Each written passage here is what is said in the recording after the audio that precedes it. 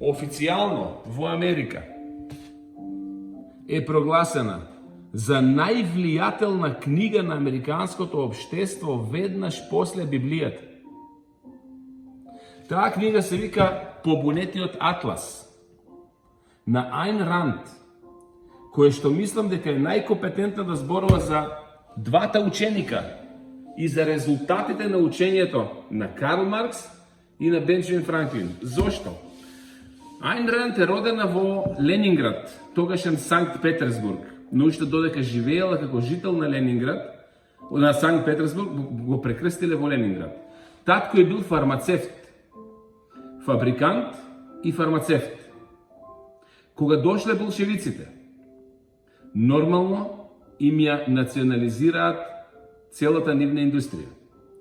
Во тоа време Айн Ранд е тинејџерка и таа ги гледа болшевиците како кажуваат дека тоа се трули капиталисти.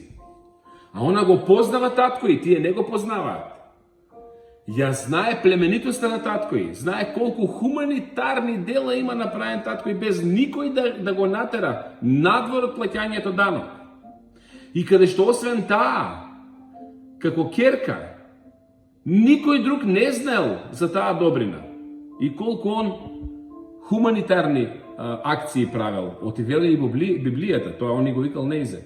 Не кажува и никому, кога левата рака дава, десната не сме да знае. Но болшевиците го обвинуваат дека е трул капиталисти му ја земат фабриката. И сега слушате ме внимателно. Она била доволно голема тинејџер да го разбере тоа. И он вика против вода, која ќе најде вода. Против оган, но и против разгневен народ, како што се болшевиците.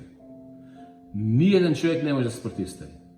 И он вика тогаш е паметно, кога не можеш да ги победиш, да им се придружиш. И човекот се декларира како болшевик и им го дава доброволно сето негово богатство, целата индустрија. И вика сега сум и јас болшевик.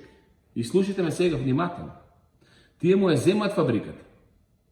Него го осудуваат јавно. Го шиканираат јавно како трул капиталист и експлоататор.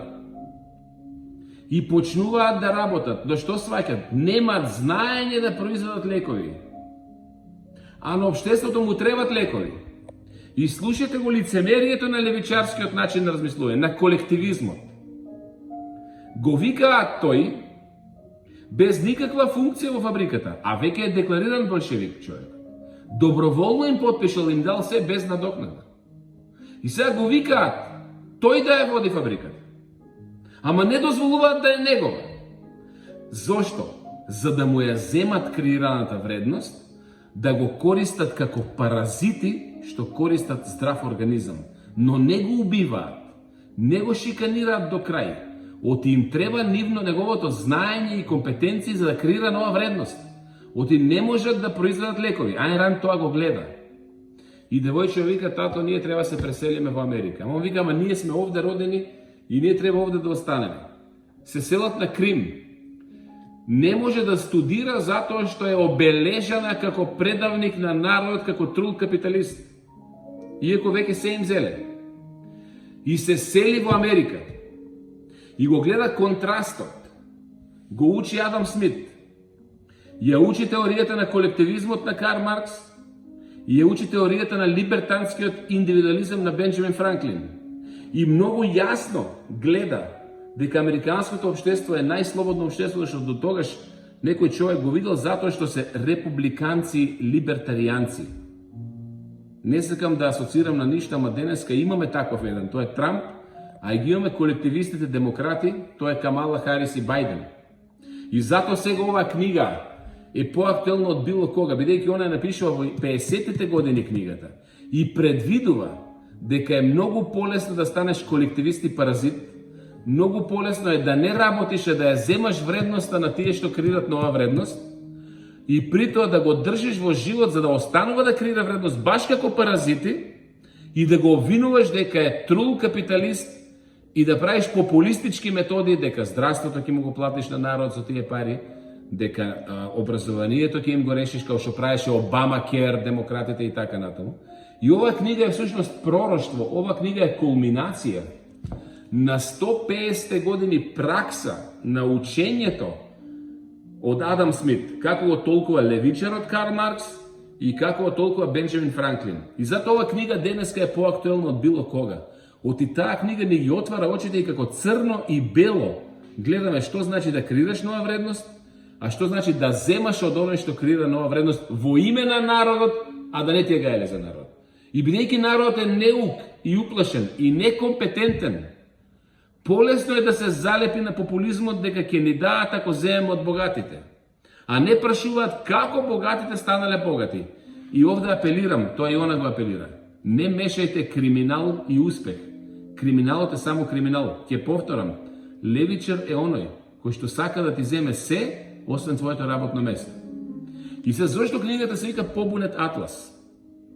Затоа што, според Айн Ранд, како што Атлас го носи целиот свет на своите рамења, така предприемачите, креирајќи нова вредност ширум светот, го држат целиот свет на рамења, а никогаш вика ниту еден предприемач не штрајкувал, а секогаш марксистите штрајкуваат, секогаш колективистите штрајкуваат, секогаш земачите на нова вредност штрајкуваат затоа што сакат уште повеќе да земат, а никогаш не креират нова вредност.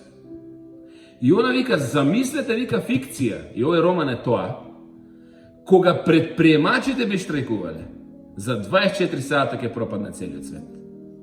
Оти кога предприемачот штрајкува, престанува да ги храни сите општествени паразити. Се сложувате ли дека во Република Македонија имаме еден куп паразити, а многу малку либертаријански индивидуалци? Затоа општеството не е такво како што е. Многу повеќе имаме земачи на вредноста, отколку што имаме креатори на вредноста. И затоа, после години објаснувајќи за лидерство, предприемништво и успех, не можам да ви кажам кои книги да ги прочитате. Стотици се. Меѓутоа, еве ви е генезата. И сега јас ви го кажувам патот, мојот развоен пат. До 37 годишна возраст, до 2008, и тогаш одлучив да ја напуштам политиката. Оти политиката сама по себе е левичарска. Е буџетарска. И одлучив да станам 100% предприемач, следбеник на Адам Смит според идеологијата на Бенџамин Франклин, Ендрю Карнеги, Джей Пол Гети, Айн Ранд и најновиот за 21 век Рей Далио.